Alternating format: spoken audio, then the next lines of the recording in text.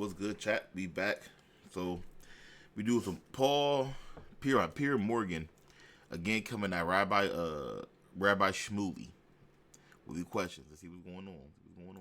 Being that precise, why is it killing so many children? Firstly, I want to know what is the accuracy of your numbers, because I trust Hamas as much as I trust. They're complete liars. Secondly, Hamas unfortunately wants these children to die. What makes Hamas a liar makes you not a liar? What makes the information you're saying true, but make the information they're saying lying? What makes your team true and their team lies? I'm not understanding him. Because the more that die, the more you're going to challenge me on TV. Israel wants them to live. Israel withdrew in 2005. Hamas builds their military installations under these children's homes. Accusations of genocide are no longer fringe language in the Gaza debate. They now sit at the center of law, politics, and public trust. Yep. In this exchange, Piers Morgan hosts Norman Finkelstein and Rabbi Shmuley for a fierce clash over Israel's war, the ICJ's ruling, civilian deaths, and the line between self-defense and disproportionate force. What begins as a legal and moral argument quickly turns into a deeply personal fight over history, credibility, and accountability. As the discussion unfolds, the exchanges become increasingly heated. Let's get into it. You called Norman Finkelstein an anti-Semite. You said, "You have my word that God willing, I will digitally decapitate, digitally disembowel, and digitally destroy him." Wow. Do you think that was the right kind of rhetoric before you try and debate such a serious matter? Wow. First of all, thank you for having me back, Piers. It's nice to see you. And Norm, I hope you don't mind if I call you Norm. You can please call me Shmuley. Norman Finkelstein is on the show for only one reason. If the journalistic idiom that Jews are news is true, because Israel's this big, it gets this much attention, then how much more so Jewish anti-Semites get the brightest headlights. Norman Finkelstein is the foremost Jewish anti-Semite on planet Earth. He actually attacked his own parents, whose only crime was to be Jewish. Their entire family was annihilated in Warsaw. They're not victims. They hated Germans and wanted them dead. He didn't think to himself, maybe my parents wanted the Germans to suffer to stop the war, to break the will of the German people, to stop murdering, gassing 10,000 Jews per day. His hatred of the Jewish people. You know what's crazy? They're saying they're murdering and gassing 10,000. Listen, 10,000 Jews a day. This is back in 1940s, 45. This is no social media, bad traveling, not a lot of equipment, not a lot of technology. He's saying they're killing 10,000 a day. And you want us to believe that they're killing 10,000 a day? You know what 10,000 is a day? 2 days is 20,000, 3 30,000, 4 40,000. A month 300,000. Like, come on, he's just saying shit.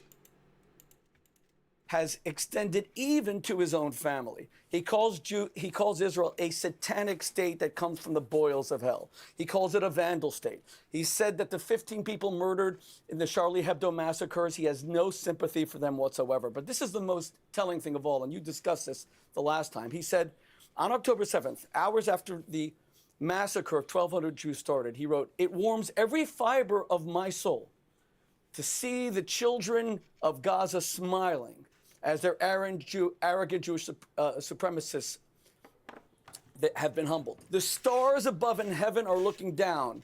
Glory, glory, hallelujah." Let's just go through this. Okay, now I'm not advocating for him saying that and him being happy that people are dying and children are dying. I would never agree nor celebrate that. But I can't understand why he said what he said. Nigga, the war with Palestine been going on before October 7th. Like, it been going on before that. Y'all been bombing them before that. Y'all been attacking them before that. So they finally get their lick back, and it's a big lick. They get a lick back. Now is they're the terrorist state. No, y'all been doing it. Y'all been attacking them. They just hit y'all with a good lick. That's all. They got their lick back. That's all it was. They got to get hit.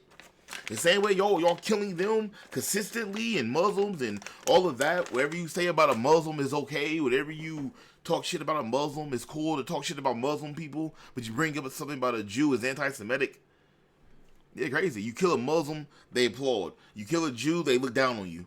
It's the same shit. 400 women shot in the genitals, their breasts cut off as terrorists played with their bloody breasts like a football. Glory, hallelujah. Women shot in their genitals, Norm. Glory. You should be a televangelist. Glory, hallelujah. Children burned to death and beheaded. Glory, hallelujah. Come on, come on. You're a fair person, Piers. This is exactly what your friend Douglas Murray said, because he refuses to debate Norman Finkelstein. He called him a sociopath. He said Norman Finkelstein is a psychotic. He's not on your show because he's a serious academic. Wolfgang Benz, professor of Ellingen, who was one of the foremost German historians of the Holocaust, said the only thing interesting about Norman Finkelstein is that he needs a psychiatrist. Okay, well, look. Professor all right. Wolfgang, wait, No, one second. Professor Wolfgang. I want to Okay. just ask you this, though. You see, it's interesting. Norman Finkelstein gave I thought, a pretty measured argument in response to my first question. You've gone ad hominem immediately and attacked the man, not the issue, and not... That's the first thing Rabbi always do. He always attacking somebody. He never answered. You can be like, hey, is Burger King... I think McDonald's better than Burger King because they have more sales. This nigga would talk about everything other than McDonald's and Burger King. He would talk about what you did 4 years ago, how you look, what your religion is. He would talk about your parents. Everything other than the topic. Then he would try to come back, yeah. Nigga, you never talk about the topic. You just insulted me. So all you did was just insult me.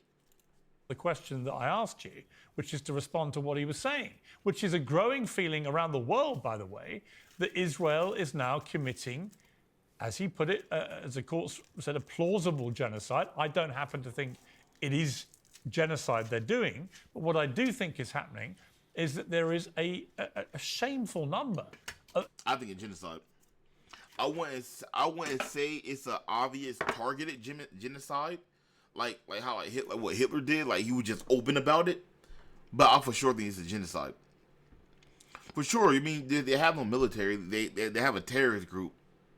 You don't need to bomb every apartment building. You don't need to bring down every hospital, every children's place. You don't need to do all of that to capture them. You don't have to do that. The U.S. does it all the time. There are multiple times we capture people without blowing up buildings and blowing up apartment buildings and hospitals and schools and shit. And we do it a lot. It's a lot. And every time the IDF goes in, something blowing up. Something getting hit with a missile. It's like, bro. Then it's, the Hamas is down there. So y'all literally flatten Gaza and Hamas. Y'all Gaza and Palestine, y'all still can't find Hamas? Y'all can't find them? Y'all literally flatten the city. It's flattened. There's nowhere to hide. Everything is destroyed. You still can't find them. Then you go to Lebanon, talk about another terrorist group. Y'all doing the same thing. They all want to occupy the area and just take the territory. So you're not looking to find the terrorist group. You're looking to take the territory. It's obvious. Because you're just looking for the terrorist group. You will look for the terrorist group, then leave that area alone and not expand Israel. But you're expanding Israel. It's obvious. Like it's a cover-up. It's obvious. Innocent women and children being slaughtered on a daily basis, and I don't see what the end game is other than the obliteration of most of Gaza and many people living there. So to answer that point, So let me answer your question directly. First of all, when you quote President Lula of Brazil, he is a criminal who served in jail for corruption. He has zero credibility. He also knows nothing about history. 10,000 Jews were gassed a day for 4 years after the Wannsee Conference in January 1942. To compare that to Gaza is an abomination. Secondly, I don't believe in 10,000 Jews a day. I don't care what people say. I don't care what articles say. Just by number, realistically, by number. He said for 4 years. Yeah, I think he said 4 years. He said 4 years. Let me see. Make sure I got it right. Zero credibility. He also knows nothing about history. 10,000 Jews were gassed a day for 4 years. 4 years. So 10,000 Jews is gassed a day. Let me see this. Okay. He said 10,000 Jews is gassed a day. Okay. Gas 1 day. There's 365 days. Okay. Times 4. He's saying 14,600,000 Jews was gassed and were killed in 4 years. 14 million. But then they say 6 million died. Unless I did the math wrong. I'm gonna keep after the Wannsee Conference in January 1942. To compare that to Gaza is an abomination. Secondly, Norman Finkelstein is a liar. The International Court of Justice specifically said that Israel is not committing a genocide. So when you tell me why do I go after ad hominem, I'm questioning. I ain't do the math wrong. Crazy, isn't it? His academic credentials. He just lied on international TV. South Africa sued to get the ICJ to declare that Israel's committing a genocide, and they said they're not committing a genocide, and they said they would not stop the Israeli offensive. That is a straight-out lie. Okay, well, fabrication. all right. If you're going to call, hang on. No, if you're going to call him a liar, amongst other things you've called him, I'm going to go back to Norman Finkelstein and get him to respond to that. Would you like me to respond now? Yes, please. It's crazy because bro ain't get a chance to talk at all. How far are we in this? We 5 minutes and 33 seconds in. Him, bro, ain't say a word. He got dragged through the mud. Rabbi Shmuley just going crazy, and bro just sitting there ain't say a word yet. Yeah, I think it's only reasonable you should, yeah. Well, I'm not sure what was the purpose to inviting either me or Mr. Shmuley to this program, because obviously we are on two entirely different wavelengths. Mr. Shmuley is in the business, which is not surprising, of character assassination. He's in the business of libel. That's his job, because where he have to confront the facts, he would be in a very difficult situation. So let me make one clarification. None of my remarks bear on my personal opinions. I simply am repeating what the documentary record shows. Now, according to Mr. Shmuley, I am a liar because, according to Mr. Shmuley, the International Court of Justice explicitly concluded that Israel was not committing a genocide. Now, I would say that Mr. Shmuley is suffering from what I would call a Judeo-dementia, because there is no possibility on earth. He's sick. Look at his face. He's sick. He want to get defensive, but he can't. So you got to sit there. Now, I like how slow bro was talking. I love how slow he's talking. Because now Rabbi Shmuley got to sit there and take this shit. That any rational human being could have read the opinion or the ruling rendered by the International Court of Justice after the South Africa application and after the oral proceedings. There's no possibility on earth that any rational person can conclude that the International Court of Justice ruled that Israel was not committing a genocide. So we now have two difficulties. Number one, Mr. Shmuley seems to think his purpose to being on the program is to personally attack me, the Latin term ad hominem attacks.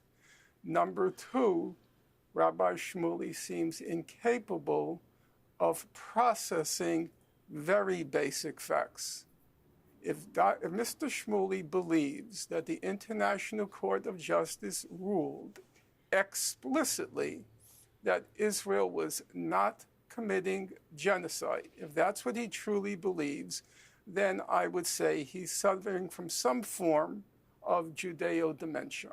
Okay, May I respond? Yes, you may, yeah. Okay, thank you, Piers. You know, it's interesting, Piers, that you and Norm are saying that I went ad hominem. No, I did not. I quoted his own words of Jewish anti-Semitism, vitriol, which are so extreme that they're shocking. I told you, he called his own parents haters of Germans. Not the Germans hated his parents and annihilated his family. His parents hated the Germans. But now he just now says, I suffer from Jewish dementia. Notice, it's not Shmuley who suffers dementia. It's always Jewish dementia. It's always Jews.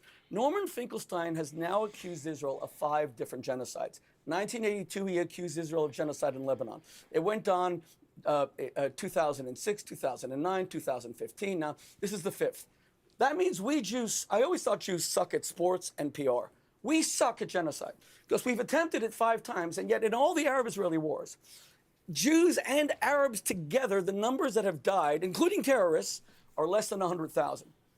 Bashar al-Assad next door killed 600,000 in 2 years. We Jews ought to go to him and ask him, how do we finally do this? Because according to Norm, we've tried it for 30 years and we can't do it. In fact, I think it's crazy that he's saying Jews do nothing and how can we commit war and how can we commit a genocide? All these Muslim states, the other people, is successfully committing genocide, right? They're successfully getting killed, right? But somehow, some way, the Jewish state keep expanding. Jews just keep taking over.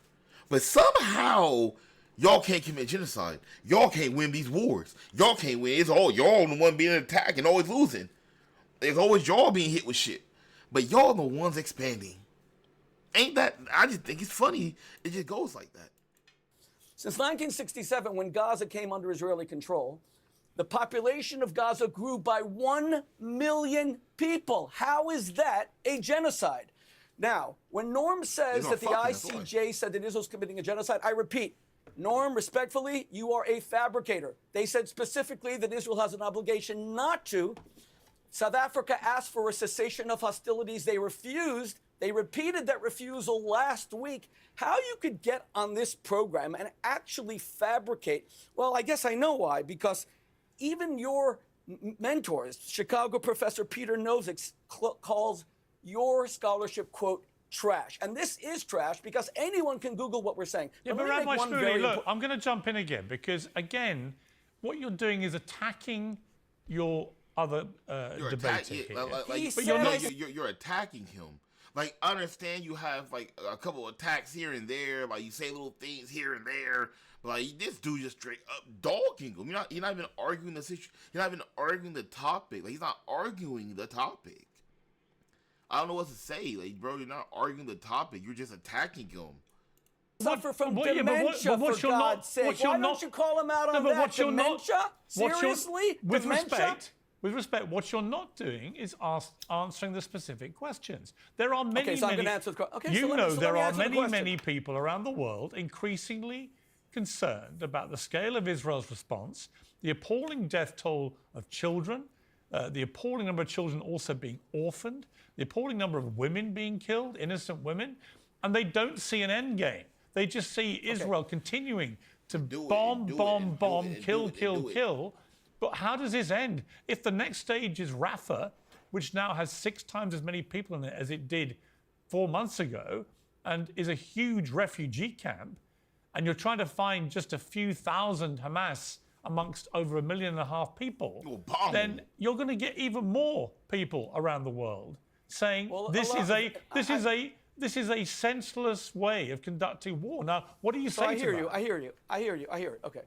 In the lifetime of your parents, the greatest statesman of the 20th century, Winston Churchill, fought the greatest evil the world had ever seen. Now, the Americans used something called a Norden bomb sight, and they only bombed during the day, and they lost so many crews as a result. It's a phenomenal new Apple series called Masters of the Air that shows this. The British came to the Americans and said, are you guys crazy? You're sending your pilots to die during the day? And the Americans said, well, we want to make sure we are not hitting civilians. We're hitting military sites with this it was the second greatest invention after the atomic bomb of the Second World War, the Norden bomb sight. That's not what you and the British did. You bombed at night indiscriminately, murdering millions of civilians. So by the definition of Norman Finkelstein, who says that whether you intentionally target civilians, which Israel does not, Israel loses hundreds of soldiers. But the whole point, strikes. Rabbi Wait, no, but I'm asking, but I need to put one question to Norman Finkelstein. Let me respond to your argument. Was Britain a terrorist state fighting the Nazis? Okay, yes or no? I will come indiscriminately. Yes, I'd like to hear his response. Let me ask Norman that. What I would say to that, for what it's worth, is that there was huge regret over things like the carpet bombing of Dresden, which led directly, Fair enough. led I didn't say directly Dresden. to Cologne, Essen, Dresden. Which Dresden was led the end of the directly, war. by the way. It was April. It was April fine. I'm just 1945. saying, Let's which go led to Cologne. Let's let go me to finish. Dresden. Let's go to Hamburg. Let me finish. Yes. Which led directly to the Geneva Convention to try and prevent these things happening again. Many people think what's happening now in Gaza is a form of that happening again. Norman Finkelstein. No. What's happening in Gaza is what the Americans did with the Norden bomb site. The Israelis are using surgical targeted strikes. Well, The they're killing a problem is lot of Hamas children. Lives If they're because being that Hamas sick- lives It doesn't under matter. their homes. If Israel's Hamas It doesn't matter. There is no because, bro. You're killing children. There is no because. You're killing children. What do you mean? Hamas is under their house. Okay, figure something out. You don't bomb children. What do you mean? What? Like, do you send in operations? You send in Delta teams. You send in special forces. You infiltrate the area. You don't drop missiles on children just to drop them because Hamas is there. Like, you don't even know if they're under there. You think they're under there. Because if you knew they're under there, that means you didn't have to bomb them. You could have got under there and got them. You know they're under there. You have intelligence under there. You don't have to bomb. I don't get it. You don't have to bomb. You don't have to do it. Rabbi Shmuley, with respect, if Israel's being that precise, why is it killing so many children?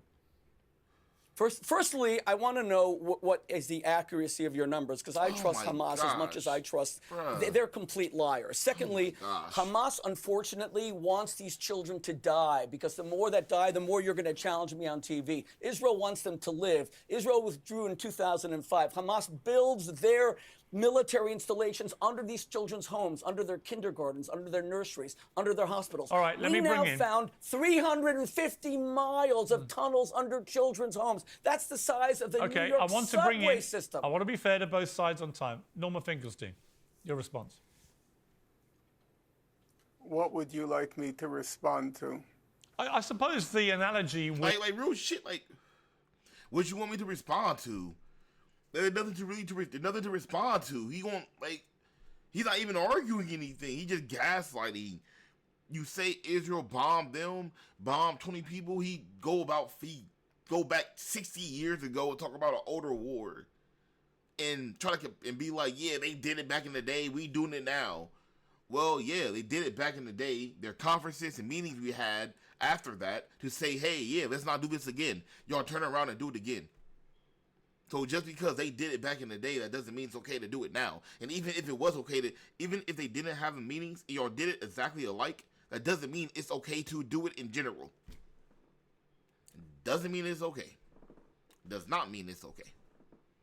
with World War II and the fact that indisputably, many hundreds of thousands, if not millions, of civilians died in that conflict. And the argument is it was for the greater good of defeating the Nazis. Do you see any parallel with wanting, and I completely understand Israel's desire, fervent desire, to eliminate Hamas after what they did on October the 7th, particularly as Hamas has stated again and again, they want to keep repeating it again and again. So on that particular argument about when you wage a war against whether it's the Nazis or Hamas, a lot of civilians tragically will get killed in the process, but ultimately that shouldn't stop you going ahead with the war to try and achieve your goal. What do you say to that? What I would say to that is there's a very good reason why this case was brought before the International Court of Justice.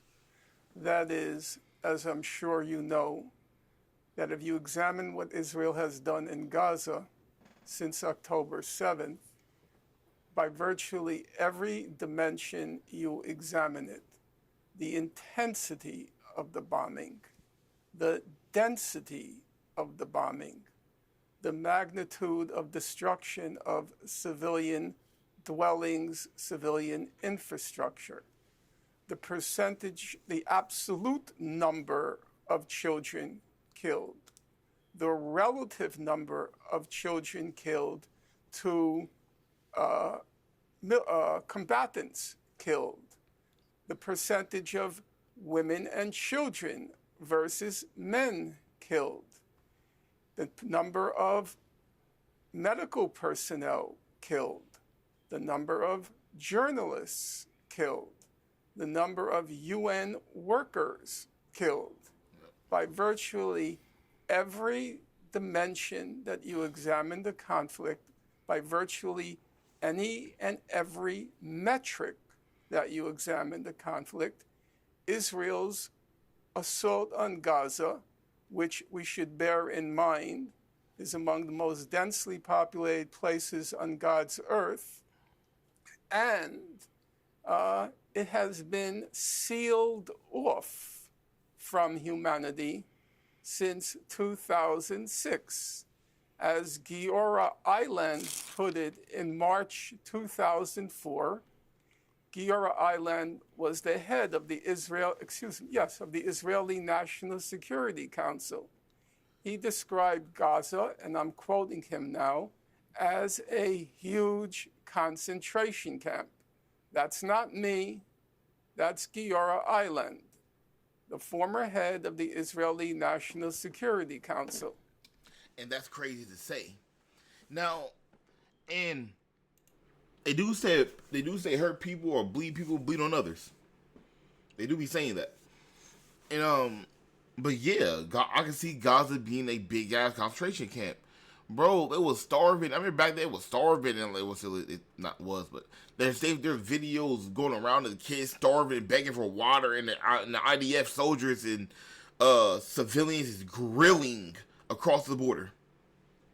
They went out there and set up they started grilling and cooking and barbecuing across the border where the other people was at. Palestine was starving and shit. I'm like, bro, that's not cool. What do you mean? Because then they do it to you, not anti-Semitic, not they Nazis. Like, come on. So, if you put all of these metrics together, and you add in the context being a concentration camp in which half the people are children, 70% are refugees. If you add in the context and the metrics, there is a very good reason why Israel was brought before the International Court of Justice. Now, Mr. Shmuley has every right to question the authority of the numbers, the figures, and so forth. Sure. I am a strong believer in the right of Holocaust deniers to make a case before the public because, as John Stuart Mill once put it, we are all fallible, and being fallible, we have to always have a place in our minds open to the possibility that we are wrong. So, like Holocaust deniers, I do believe that Rabbi Mr. Shmuley should have the right to speak. However, granting that right, he has a very tall order. If a Holocaust denier wants to deny the Nazi Holocaust, he or she has to refute a vast corpus of scholarship attesting to the reality of the Nazi Holocaust.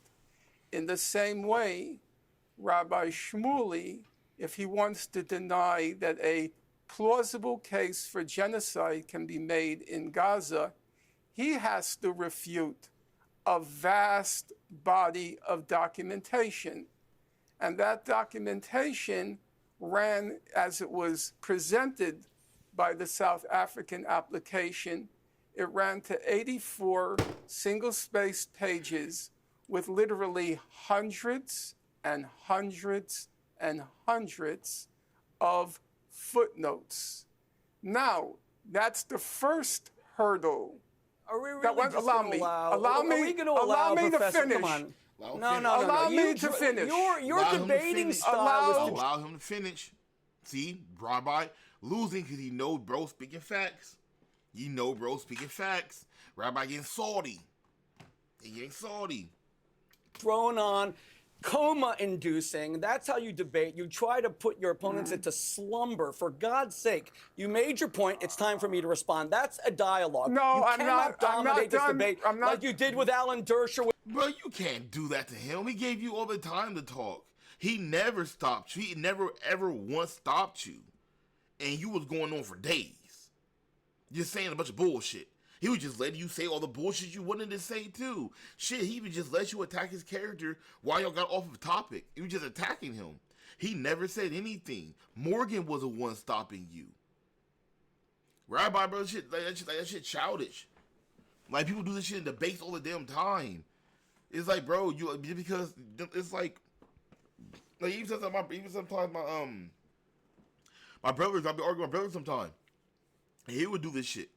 And it'd be like, bro, I never stopped you. I never cut you off. I let you talk. Right now, you're just not agreeing with what I'm saying. So you're going to cut me off. And since you want to cut me off, you think it's okay because you just want to do it?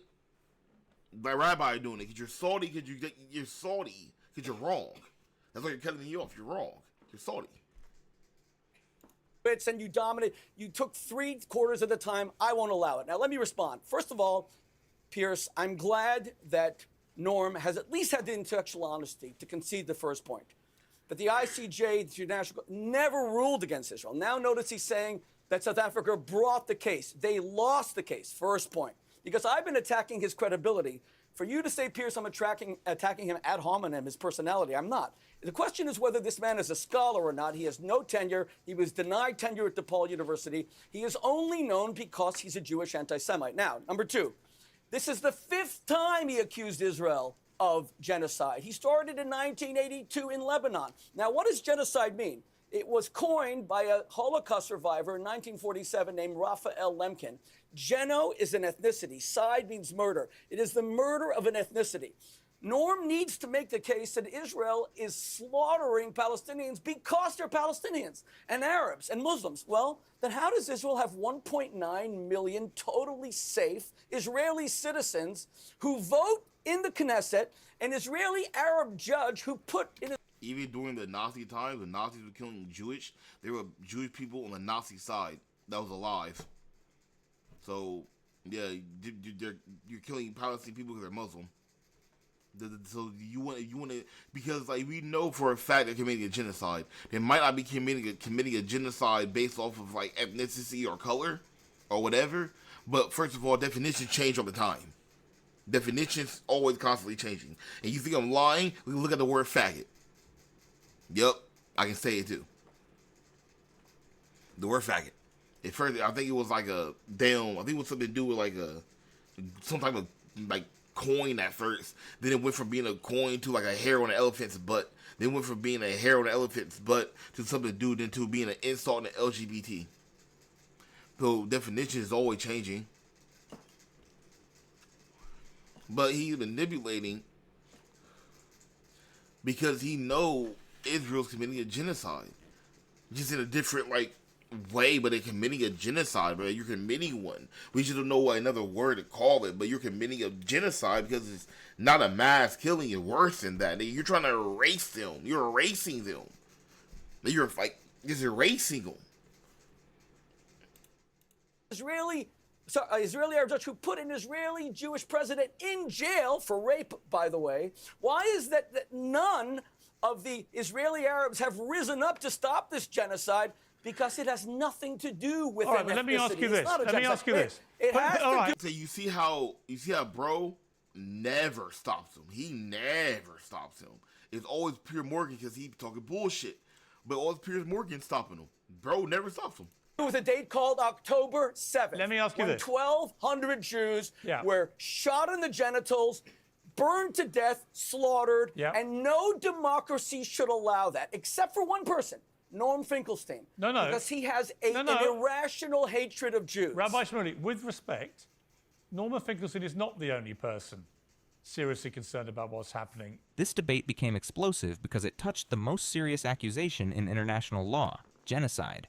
Not just whether Israel has the right to fight Hamas after October 7th, but whether the way that war was carried out crossed boundaries that military necessity cannot erase.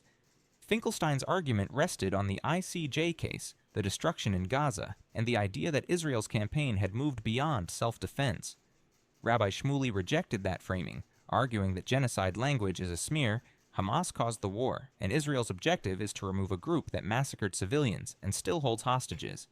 Piers kept returning to the question, how many civilians can be killed before the strategy becomes indefensible? The International Court of Justice did not issue a final ruling that Israel committed genocide. That case could take years. In January In that case, it's going to take years until the war is over and whatever situation with Gaza is over, like fully over. It's going to take years. 2024, the court said some rights claimed by South Africa under the Genocide Convention were plausible. It ordered Israel to prevent acts covered by the convention, prevent incitement, preserve evidence, and allow humanitarian assistance. That is not a conviction, but it is also not an exoneration. That distinction is why both sides talk past each other. Israel's defenders emphasize that the court did not declare Israel guilty and did not order a ceasefire. Critics emphasize that the world's highest court saw enough risk to issue emergency measures. So the court proved genocide overstates it, while the court cleared Israel is also wrong. The civilian death toll became the emotional center because by February 2024, Gaza health authorities were reporting more than 29,000 Palestinians killed. Damn. Israel disputed figures from Hamas-run authorities, while UN agencies continued citing them because Gaza's health ministry had long been a main source during conflicts. The deeper issue was whether the destruction matched Israel's claim of precision. International humanitarian law does not ban every civilian death in war. It focuses on distinction, proportionality, and feasible precautions. A military must target combatants, avoid attacks where civilian harm is excessive compared with the military gain, and take steps to reduce harm. Even if Hamas operates near civilians, Israel still has obligations in every strike. Yep. That is why the human shields argument does not end the discussion. If Hamas embeds fighters or tunnels in civilian areas, that can be a war crime. But civilian protection does not disappear automatically. Hospitals, schools, and homes can lose protection only under specific conditions, and even then, proportionality still applies. Rafah made this urgent. By early 2024, it had become a refuge for around 1.5 million people, many displaced from northern and central Gaza. Israel argued that Hamas battalions remained there. Critics warned that an assault on a city filled with displaced families would deepen the disaster and isolate Israel further. The food crisis added another layer. In March 2024, food security experts warned that famine was imminent in northern Gaza and that around 1.1 million people could face catastrophic hunger. Yep. That shifted the debate beyond bombs and tunnels. It became about food, water, fuel, hospitals, and survival. After this debate, the legal pressure increased. In May 2024, the ICJ ordered Israel to halt military actions in Rafah that could create conditions capable of physically destroying Palestinians in Gaza. Israel rejected accusations of unlawful conduct. Then in November 2024, the ICC issued arrest warrants for Benjamin Netanyahu and Yoav Gallant over alleged war crimes and crimes against humanity. Israel rejected the warrants as false and politically motivated. For Israel's defenders, October 7th remains the central fact. Hamas attacked civilians, took hostages, and continued to threaten Israel. For critics, the central fact became the scale of Palestinian death, hunger, displacement, and destruction. Both arguments begin with real events, but they choose different events as the moral anchor. The hard reality is that one side's crimes do not cancel the other side's legal duties. Hamas's atrocities do not erase civilian protections in Gaza. Yep. Israel's security needs do not remove the requirement to act proportionately. International courts may not stop a war in real time, but they can change the cost of continuing it. So the questions remain. What standard should a democracy be held to when fighting an armed group embedded in civilian areas? When does self-defense become disproportionate? What should carry more weight? Intent, civilian outcome, or legal judgment? If you found this breakdown useful, like the video, subscribe for more political debate analysis, and keep the comments focused on evidence, not insults. Well, yo, man, Rabbi Shmuley, bro, I just think, like, bro, he should be tripping. Like, it makes people not like Israel more. Like, bro, why are you just lying and gaslighting? You like, why can't you just, and then, even if you already have to lie and you have to gaslight, at least be respectful. You're just disrespectful. It's crazy, bro. Like,